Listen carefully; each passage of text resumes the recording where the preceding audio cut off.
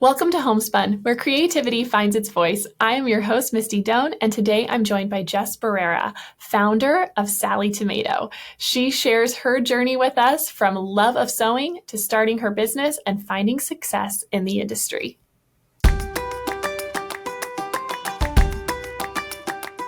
Jess, thank you so much for being here with me today. I really appreciate it. I'm excited to sit and talk to you, and I think people are going to love hearing more about your story and your journey. Yeah, thank you so much for inviting me. I'm excited to chat today and be a part of your podcast. This is very special. Oh, absolutely. I'm glad you could be here. So for those who don't know, can you just start off by sharing a little bit about Sally Tomato and how it came to be? Sure. So I started my business when I was in college. I grew up working at a quilt shop and I was a cashier and cut fabric. So I actually worked at Nancy's Notions in Wisconsin. Oh, I love that. Yeah. So really fortunate that I'm from the Beaver Dam area and it was so close to my home. So my mom worked there. She sold machines, and then my dad was a repair tech. So I kind of grew up in a quilt store, and I always had an interest in sewing and business and teaching. So I wasn't quite sure what I wanted to do.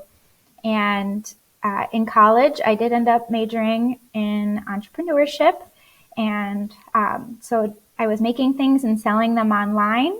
And my mom encouraged me to try writing a pattern since it's a lot of work trying to go to craft fairs and sewing projects and selling them.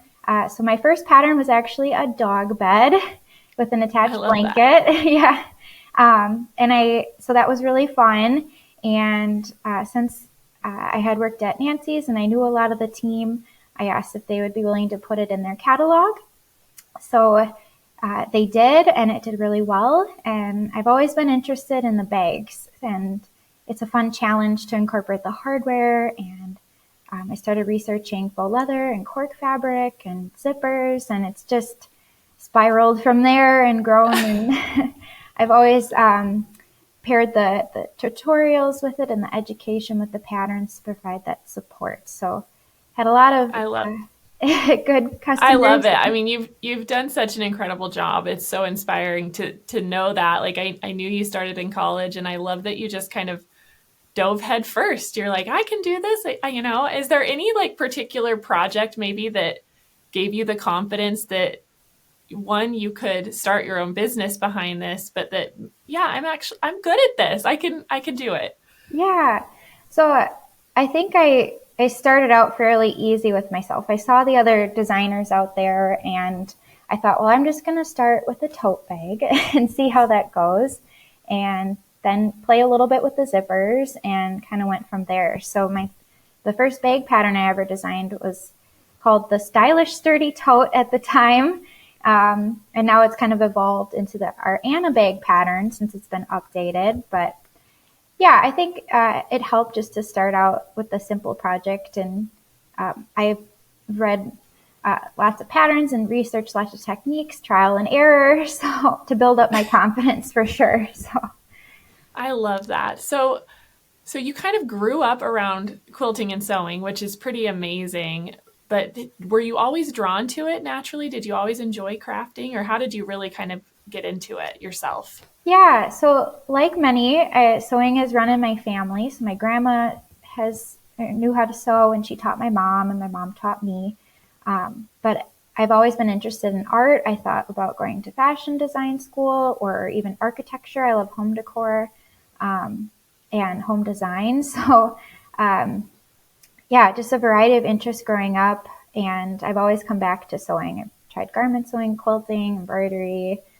I love it all. So yeah, anything with stitching, right? Yes, all the pretty fabrics. I love that. So I heard a rumor that you made your own prom dress in high school. Is that true? Oh, yes.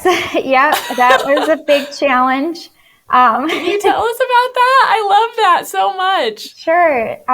So in my group of friends, they all knew that I sew, and so they had challenged me to make my own prom dress, and they're like, "You can't do it." And I wanted to prove them all wrong. And so I decided to use denim of all fabrics and some Oh my lace. gosh. And I know the hardest part was the boning and getting the lace to lay right, but it had this big train and bows. And yeah, it turned out really nice. Like I tried to pick the oddest materials to just, and create like a really nice prom dress from it. So yeah, I was happy with it. I love that so much. You're going to have to send me a picture because I'm dying to see it. And I'm sure everyone will want to see it too. So maybe you Yeah, could share that with us. I That would be will. so fun. Yes. I love that. So now, you've obviously loved sewing your whole life. You've started this business that's grown and has been super successful. So is there something that you can share, maybe at some point in your journey where things felt really hard? Like how do you overcome those challenges as a business owner?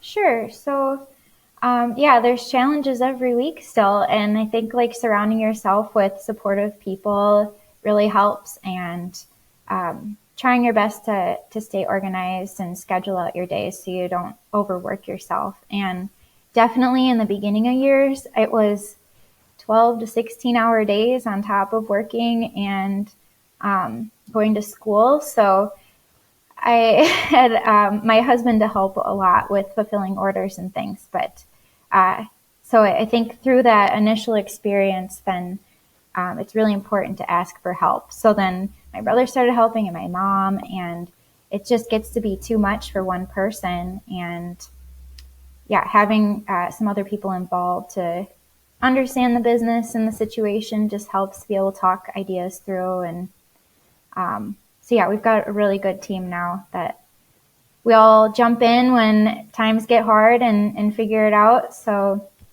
yeah, it's been a challenge for sure, but we're in a good place I now. love that. When did you know you were to a point where you're like, it's time, I need help? Yeah. I think when it took over my whole house, because we had the whole basement full of product and it was overflowing into the living room. And yeah, it was just, yeah, a lot of work for one person to do. So That makes sense. So you're creating new designs all the time now, which I can totally relate to. Once you're in it, I feel like inspiration kind of comes from all over. But where do you find inspiration for your next bag design? yeah, so originally I wanted to round out our selection of patterns. So all the different types of bags, duffel bags, tote bags, I wanted to make sure we had at least a basic pattern. So I challenged myself to find like the ultimate basics, I guess, just easy to follow and had all the necessary parts and styles and things. And now I actually am inspired a lot by our customers and requests that they have. So then I'm challenging myself to incorporate different styles of handles or different construction techniques and things. But of course, outside of that, I do have lots of other ideas constantly, which I'm sure you can relate to. Um, so I like classic movies, and so it's really fun to watch the old movies and see the vintage designs and just bring them up to date to modern styles. So, I love that. I also love vintage movies. I love to watch a good black and white film. So that's oh, really I fun. didn't know that. I love that. I used to watch Turner Classic Movies after school, like all the old, especially the old musicals, but that's Yeah, super yeah, fun. me too. Well, so I also have to say, I think something that's really unique about your company is you've taken bag making and one, made it really approachable, but you've also added these really fun modern finishes in your hardware and I feel like offered such an incredible product selection. So how did you like make the jump into some of that product development because that's unique to what you do as well? Yeah. Um, so when I worked at Nancy's Notions and I would help a customer and we'd look at the back of the pattern and I'd help them search for supplies in the store, they'd get frustrated when the store didn't have all the supplies needed and they'd have to go hunt for the supplies. So I knew that if I was writing these patterns, I'd want to have the supplies to go with it. So the hardware was involved with the patterns like right away. And zippers were already out in the market, so I wasn't too concerned about the zippers quite yet. But from school, they did a little bit of product development in the classes. So I researched on some global trading sites and worked with manufacturers to create some molds for the hardware, got samples in. And another thing too was the hardware colors were really difficult to match. There are so many different variations of gold and different thicknesses of D-rings. So I was really focused on making sure that it all coordinated and matched. And I had a little set on top of my dresser, just little baskets full of hardware, and then it expanded to a pegboard and larger bins. So it just kind of grew over time, and as product would sell, then I'd reinvest and bring in more product. So it was a risk at first, but it was really exciting to see that there was an interest for the hardware, and so that was Well, how it started. I personally love it because I think it takes that, what can really look like a handmade bag initially, but when you add the hardware and all of those details, it gives you this beautiful, professionally finished project that you can really feel proud of. I know when we were making my bag together, like I was just stunned the whole time. I was like, first of all, I can't believe Jess took this idea that I had in my brain for how I wanted this bag to look, and she was able to, like, you were able to just build all the components and have it turn into this really beautiful bag that I'm so proud of. And I really enjoyed working with you. So that was super fun for me to see just a little bit of your process. I was just so amazed. And like I said, all of those details and the thought that went into them coordinating and working together, it certainly has paid off because you have really beautiful projects that you designed. So thank you for taking that leap that I'm sure was very scary, because you have a wonderful eye for all of those details. Well, thank you. And you had a beautiful vision for your bag too. I love all the components, and I see people at shows carrying the Misty bag and they're so proud, and it's perfect for travel. That was a really fun pattern to design. It was really fun. I really enjoyed it. So let's share a little bit more, because I know how busy you are, and as a business owner, how full your days can be. So how do you kind of juggle that work-life balance to make sure you have time for yourself, for your family, other creative hobbies you might have? How do you juggle it? Yeah. And I think overall I am a little bit of a workaholic, so I do have to make sure that I stick to my work schedule. Because it's so easy. I can relate to that. My husband tells me all the time, he's like, it's okay for you to take a break. I'm like, but I just have one more thing to get done. Right. I'm trying to be better. Yes, I can totally relate. Because it's so easy in the evenings after the kids go to bed to just want to open up my laptop and get a little bit more work done. But in reality, there will always be plenty of work to do and not enough hours in the day for all the other interests. So exactly. Yeah, it's really important to, spend the morning with my kids and eat breakfast together and play. And then I work the 8-hour shift. And then after that, the phone goes on the kitchen counter and I walk away, and I'm just totally focused on my family. And then, once my 2 boys are in bed, then I like to paint and read, and I try to exercise a little bit every day. So I actually printed off a habit planner or tracker. And so that's awesome. I list everything that I want to do in the day and check it off, because I guess I need that extra plan in place to make sure I stay on track and don't forget anything. So I always have so many ideas, and I have to make lists because my brain is always going a mile a minute. And so it's like, how do all the things for my house and all the things for the kids and all the things for work. And so I like the idea of the habit tracker. Maybe I need to try that, because is it like a bulleted list and you can just go down it? Yep. Every day, whatever you want to add. That'd be awesome. I probably need that in my life. Oh, that's really fun. So you mentioned painting and reading. Are there any books that you've read lately that you're really enjoying or that you would recommend?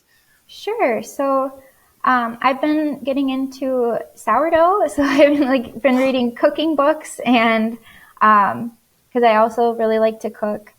And then I'm trying to think, my mom recently got me the book from Reese Witherspoon, so I wanted to read that. But I Awesome. do like reading books on entrepreneurship and parenting, and audiobooks. I try to fit them in on the way to work and on the way home. So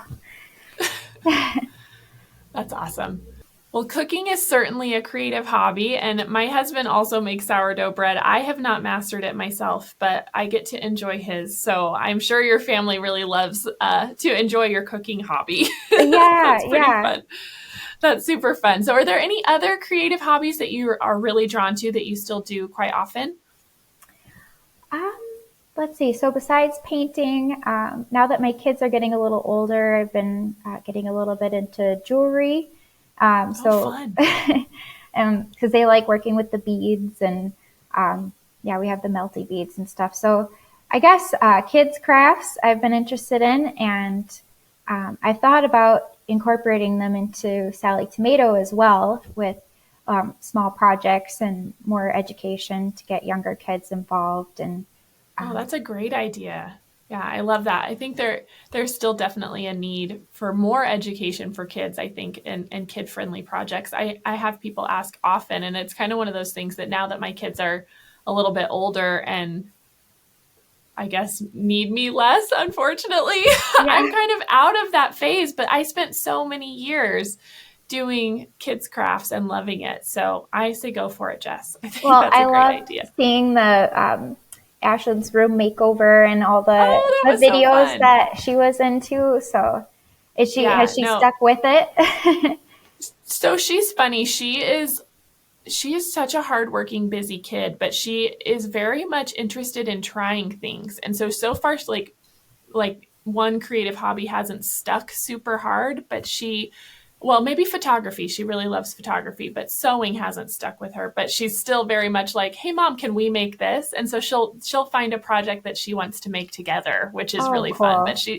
she doesn't spend a lot of time like sitting and sewing herself. But I'll Yeah. take any chance I can work on a project with the kids. And what's funny is my youngest Ezra, as far as just like sitting in a sewing machine and just playing, he absolutely loves it. And so he loves to do like raw edge applique, and he'll just cut out shapes and like kind of do like art quilting where he'll just layer all of his fabric. And he made the cutest little house. It's so fun. I'll have to share it Wow. sometime. But it's just fun to see kids be creative and have kind of those barriers removed and let them play in a way that we wouldn't, right? And so that I really enjoy watching him sew. And both Gideon and Ashlyn work in the shops here in Hamilton, and so they do some sewing for work, and so they all can sew and quilt, and seem to enjoy it. And so I just don't ever want to like force it on them too much, But Yeah. any chance I get to do a project with them, I really enjoy. So Cool. hopefully you'll get to keep that up with your kiddos because I think it's really fun and so special to have those memories as a family. So Yeah. Well, maybe pretty your cool. youngest would like cork fabric then, because that's great for applique. Oh, he probably would. I should give him some cork because I have some lying around. So that's a great idea. I should definitely let him play with that. That would be a really fun medium for him Yeah. to work with. So that's awesome. So you have taken these huge creative leaps in your career, and I think it's so inspiring. So is there anything you would share maybe with someone who is is nervous to make that jump and maybe feels like they have something to share with the world but doesn't know where to begin? Yeah.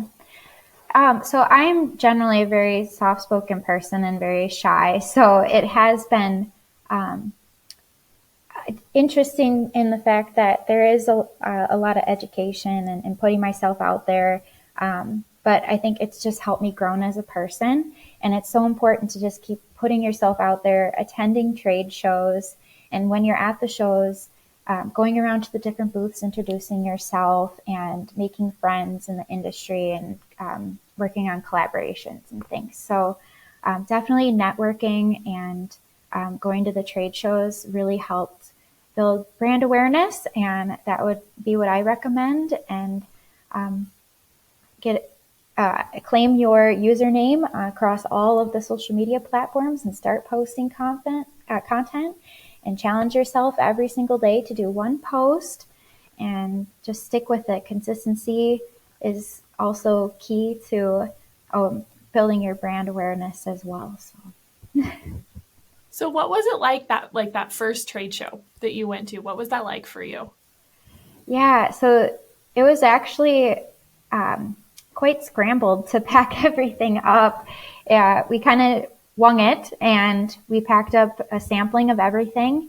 My husband actually built some fake brick walls, Oh and my gosh. so it was a lot of material to go into this booth. I had planned it out, looked for ideas on Pinterest, and we bought a trailer, packed it up, and I was definitely in the hotel room the night before and printing off extra signs. And um, it was a learning experience for sure because walking around, a lot of the other vendors had done several trade shows before and they knew like lightweight displays, and these walls were so heavy. And so thankfully I had my husband to help. And yeah, I was definitely nervous, but it was a really good experience. Everybody in the sewing community is so welcoming and nice, and all the other vendors. So yeah, my mom Oh, was there the whole time, which really helped.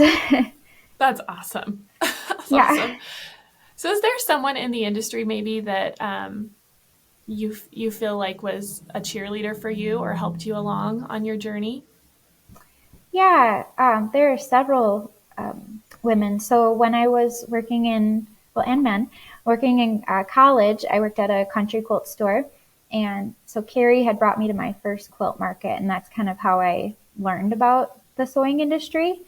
So she gave me a lot of advice with pattern design and feedback that she got from customers coming in to shop. And if I was going to be writing these patterns, then she would like to review them just to make sure that they were easy to teach. Connecting with the store owner was helpful. Um, Nancy Zeman was definitely an inspiration. I didn't get to spend as much time with her as I would have liked to. Um, but whenever I did need advice or anything, she always had an open door. Let's see.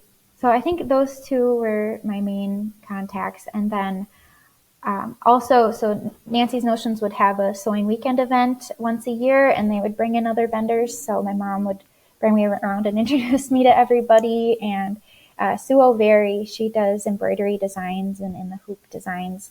Her and I really connected, and we were just emailing yesterday, actually. So she was a mentor to me and helped me figure out how to start a website, and she provided a lot of advice too. So I love that. I think it's so important to like acknowledge the people that help us along the way, and it's a good reminder to everyone that you really don't need to feel alone. I have been so yeah, impressed by how welcoming and wonderful the crafting community as a whole is.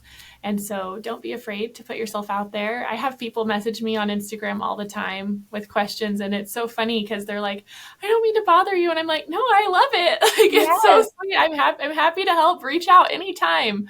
yeah, And so I think that the majority of people are like yeah. that. So being willing to have a mentor and to reach out and make friends, it's totally available within the industry, and I think that's kind of unique to what we do. It's Yeah, everybody's trying to lift each other up and make sure that there's plenty of room and success across the board. And I think that I've seen that in my career, and it sounds like you have as well, which is really wonderful. yes, absolutely.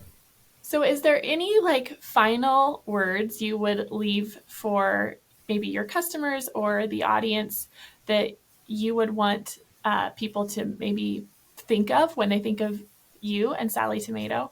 I think, you just got to jump in and try. Pick a pattern, and the pattern will tell you all of the materials that you need. Don't be intimidated by the style of the project, and just take it one step at a time. And if you have questions, always here to help. Email in and check out the tutorials. But education is very important to me, like we've talked about. So Yeah. I'm really passionate about encouraging new sewists and helping out experience those as well to have some fun challenges in their journey too. So I love that. I love that so much. And you've done an amazing job. So if you are ever needing a bag pattern or, just want a friendly face, be sure to tune in and watch what Jess is up to. So that's pretty awesome. So Jess, can thanks, you tell Misty. everybody where to find you, where to find your designs or follow along with you on social media? Yeah, so our website is sallytomato.com. We have lots of tutorials and blogs on our website. We're very active on YouTube and Instagram, so just search for Sally Tomato, and I hope you'll find something that you like. Awesome. Thank you so much, Jess. I really appreciate you being here, and I will see you later. All right, thanks, Misty. Appreciate Yeah, it. bye bye. Bye.